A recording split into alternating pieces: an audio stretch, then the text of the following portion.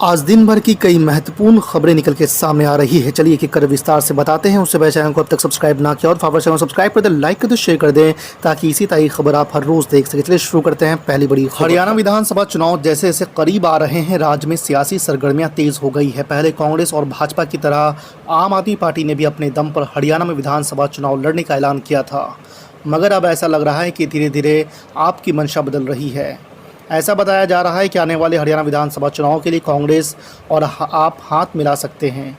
खबरों के मुताबिक दोनों पार्टियों के बीच एक सैद्धांतिक समझौता हो गया है, लेकिन अब सीटों के बंटवारे पर बात बननी बाकी है। मुलायम सिंह यादव की बहू अपर्णा यादव को पार्टी में शामिल करने के 2.5 साल बाद भाजपा ने बड़ी जिम्मेदारी दी है। अपर्णा को यूपी महिला आयोग का उपाध्यक्ष बना दिया गया है। अपर्णा ने 2022 में विधानसभा चुनाव से ठीक पहले भाजपा का दामन थामा है। तब उन्हें भी भाजपा का टिकट मिलने की संभावना जताई जा रही थी, लेकिन ऐसा नहीं हुआ। इसके बाद कई मौके आए जब अपर्णा के एमएलसी बनने या उपचुनाव में उतरने की चर्चा चली।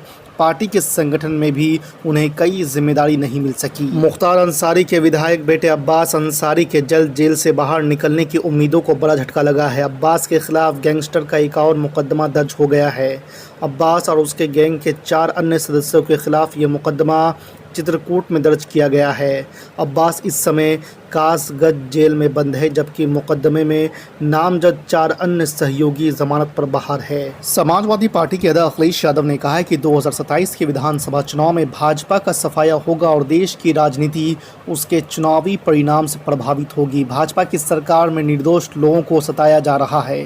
2027 में समाजवादी सरकार बनते ही पूरे प्रदेश के बुलडोजरों का रुख गोरखपुर की तरफ होगा। अखिलेश यादव ने मंगलवार को सपा मुख्यालय में कार्यकर्ताओं की बैठक में ये बातें कही। केंद्रीय मंत्री शिवराज सिंह चौहान ने पश्चिम बंगाल विधानसभा में बलात्कार रोधी विधेयक पारित किए जाने को लेकर बड़ा बयान दिया है। उन्होंने मंगलवार को कहा है कि यह आरजीकर अस्पताल में बलात्कार हत्या की घटना से ध्यान भटकाने की रणनीति है। उन्होंने राज्य सरकार से सवाल किया कि क्या संदेश खाली यौन शोषण मामले के मुख्य आरोपी शेख शाहजहां को कानून के तहत मौत की सजा मिलेगी। केंद्रीय मंत्री रामदास अठावले ने मंगलवार को कहा है कि उनकी पार्टी आगामी जम्मू कश्मीर विधानसभा चुनाव में 16-17 सीटों पर चुनाव लड़ेगी, जबकि बाकी बची सीटों पर भारतीय जनता पार्टी को समर्थन देगी। इससे पहले उनकी पार्टी ने हरियाणा में भी 10 से 12 सीटों पर उम्मीदवार उतारने का ऐलान किया है। आपको बता दें कि जम्मू कश्मीर में 18, 25 सितंबर और 1 अक्टूबर को 3 चरणों में मतदान होना है। जम्मू कश्मीर विधानसभा चुनाव में कई अलगाववादी नेता मुख्य धारा की राजनीति में स्विच करते हुए दिख रहे हैं। आपको बता दें कि अलगाववादी नेता और हुर्रियत सदस्य सैयद सलीम गिलानी रविवार को पीडीपी में शामिल हो गए हैं। गिलानी पीडीपी कार्यालय में पार्टी अध्यक्ष महबूबा मुफ्ती की मौजूदगी में इस राजनीतिक दल में शामिल हुए हैं। तकरीबन 8 महीने बाद तेजस्वी यादव और नीतीश कुमार की हुई मुलाकात, अटकलों का बाजार हुआ गर्म। जी आपको बता दें कि बिहार के मुख्यमंत्री नीतीश कुमार से नेता प्रतिपक्ष तेजस्वी यादव की मुलाकात काफ़ी चर्चा में रही है। दरअसल मंगलवार को पटना स्थित सचिवालय में सीएम नीतीश कुमार और राजद नेता तेजस्वी यादव की मुलाकात हुई है। इस मुलाकात को लेकर एक तरफ जहां सियासी हलचल तेज थी, तो दूसरी तरफ कई लोग अपनी अपनी तरफ से कयास लगा रहे थे। हालांकि इस बैठक के बाद जब तेजस्वी यादव बाहर निकले तब उन्होंने मीडिया से बातचीत की और बताया कि सीएम से उनकी क्या बात हुई। तेजस्वी यादव ने मीडिया से कहा कि हम लोगों ने 9वीं अनुसूची को लेकर बातचीत की है। जब पत्रकारों ने उनसे पूछा कि मुख्यमंत्री ने क्या कहा, तब तेजस्वी यादव ने कहा कि मुख्यमंत्री जी तो कह रहे हैं कि मामला कोर्ट में है, तो हम भी बोलें कि भाई हम भी कोर्ट पहुंच गए हैं, आप रखिए, हम भी रखते हैं अच्छे से। पूर्णिया से सांसद पप्पू यादव ने जिले के बीपीएल मरीजों के लिए 50% छूट वाला हेल्थ कार्ड जारी किया है, जिसके पैथोलॉजी में जांच कराने पर छूट मिलेगी, लेकिन अब ये विवादों में घिर गया है।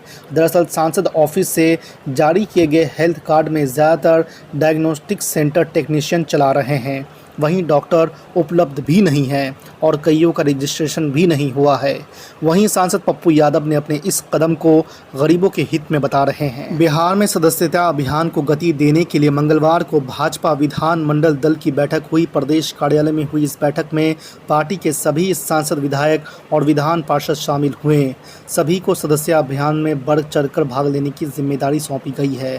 भाजपा प्रदेश अध्यक्ष डॉक्टर दिलीप कुमार जायसवाल की अध्यक्षता में हुई इस बैठक में सभी बीजेपी विधायकों से कहा गया है कि 2020 विधानसभा चुनाव में उन्होंने जितने वोटों के अंत से जीत हासिल की थी उससे अधिक संख्या में भाजपा सदस्य बनाने का काम करें। जन स्वराज के नेता प्रशांत किशोर ने दावा किया है कि बिहार में नीतीश कुमार की सरकार जमीन का जो सर्वे करवा रही है उससे ऐसा बखेरा खड़ा होगा कि घर घर में झगड़ा और मुकदमा होगा। पीके के नाम से मशहूर चुनावी रणनीतिकार से नेता बने प्रशांत किशोर ने कहा है कि बिहार लैंड सर्वे नीतीश कुमार की सरकार के ताबूत में आखिरी कील साबित होगी। उन्होंने कहा है कि नियति जाते जाते ऐसा काम करा देगा कि समाज झाड़ू मारकर भगाएगा। यूपी के मुख्यमंत्री योगी आदित्यनाथ ने मंगलवार को समाजवादी पार्टी के प्रमुख अखिलेश यादव की पत्नी डिंपल यादव के संसदीय क्षेत्र मैनपुरी पहुंचे। इस दौरान उन्होंने मुख्यमंत्री योगी आदित्यनाथ ने अखिलेश यादव पर एक के बाद एक कई हमले किए। यहां तक कहा कि सपा के डीएनए में अराजकता और गुंडागर्दी है। इनके शासन में हर नौकरी नीलामी होती थी। अयोध्या और कन्नौज के रेप के मामले को लेकर भी सपा पर निशाना साधा। हरियाणा में विधानसभा चुनाव के तारीखों की घोषणा हो चुकी है। इस बीच राजनीतिक गलियारों में दल बदल का सिलसिला भी शुरू हो चुका है। जेजेपी के 3 विधायकों के बीजेपी में शामिल होने के बाद अब कांग्रेस के एक विधायक ने भी उनका दामन छोड़ दिया है। आपको बता दें कि टिकट न मिलने से नाराज होकर हरियाणा के पूर्व पंचायत मंत्री और टोहाना से मौजूदा विधायक देवेंद्र सिंह बबली सोमवार को सुनील सांगवान और संजय कबलाना के साथ बीजेपी में शामिल हो गए हैं। प्रधानमंत्री नरेंद्र मोदी ने भारतीय जनता पार्टी के सदस्यता अभियान की शुरुआत कर दी है। पार्टी मुख्यालय में आयोजित इस समारोह में भाजपा के राष्ट्रीय अध्यक्ष जेपी नड्डा, गृह मंत्री अमित शाह समेत तमाम केंद्रीय मंत्री और पार्टी पदाधिकारी मौजूद थे। आपको बता दें कि प्रधानमंत्री के बाद अमित शाह, नड्डा और राजनाथ सिंह ने भी पार्टी द्वारा जारी किए गए मोबाइल नंबर पर मिस कॉल देकर भाजपा में अपनी सदस्यता का नवीनीकरण किया। कोलकाता कांड पर चौतरफा घिरी पश्चिम बंगाल की मुख्यमंत्री ममता बनर्जी सरकार दुष्कर्म के दोषियों को सख्त सजा देने के लिए एक ड्राफ्ट कानून मंगलवार को विधानसभा में पेश करने जा रही है। सरकार ने इस ड्राफ्ट बिल में बलात्कार के दोषी व्यक्तियों के लिए सजाए मौत का प्रस्ताव किया है। आपको बता दें कि ड्राफ्ट बिल के मुताबिक यदि दोषी दुष्कर्मी के करतूतों के कारण पीड़िता की मौत हो जाती है या वो अचेत अवस्था में चली जाती है तो उसे सजाए मौत देने का प्रावधान किया गया है। लोकसभा में नेता प्रतिपक्ष और कांग्रेस के वरिष्ठ नेता राहुल गांधी ने सुप्रीम कोर्ट द्वारा मकानों पर राज्य सरकार द्वारा बुलडोजर चलाने को गलत कहने की टिप्पणी का स्वागत किया है और इसके बहाने केंद्र की मोदी सरकार और भाजपा पर निशाना साधा है। राहुल गांधी ने एक पोस्ट में कहा है कि भाजपा की अन्यायपूर्ण बुलडोजर नीति पर सुप्रीम कोर्ट की टिप्पणी स्वागत योग्य है। राहुल गांधी ने यह भी कहा कि अब भाजपा का संविधान विरोधी चेहरा देश के सामने बेनकाब हो चुका है।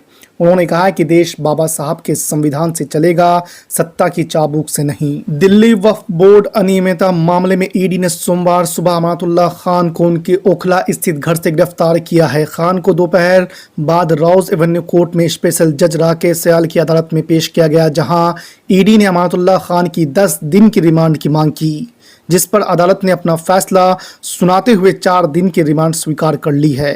वहीं अमानतुल्लाह खान की तरफ से पेश वकील ने उनकी गिरफ्तारी को चुनौती दी। महाराष्ट्र के बीजेपी सांसद नारायण राणे के बेटे और बीजेपी विधायक नितेश राणे एक बार फिर से अपने विवादित बयानों से चर्चा में हैं। मुंबई में एक कार्यक्रम में उन्होंने भड़काऊ बयान दे दिया, जिसके बाद उनके खिलाफ एफआईआर भी दर्ज हो गई है। वहीं आपको बता दें कि नितेश राणे के इस बयान पर बिहार के नेता प्रतिपक्ष और पूर्व डिप्टी सीएम और आरजेडी के नेता तेजस्वी यादव ने प्रधानमंत्री नरेंद्र मोदी से सवाल पूछा है।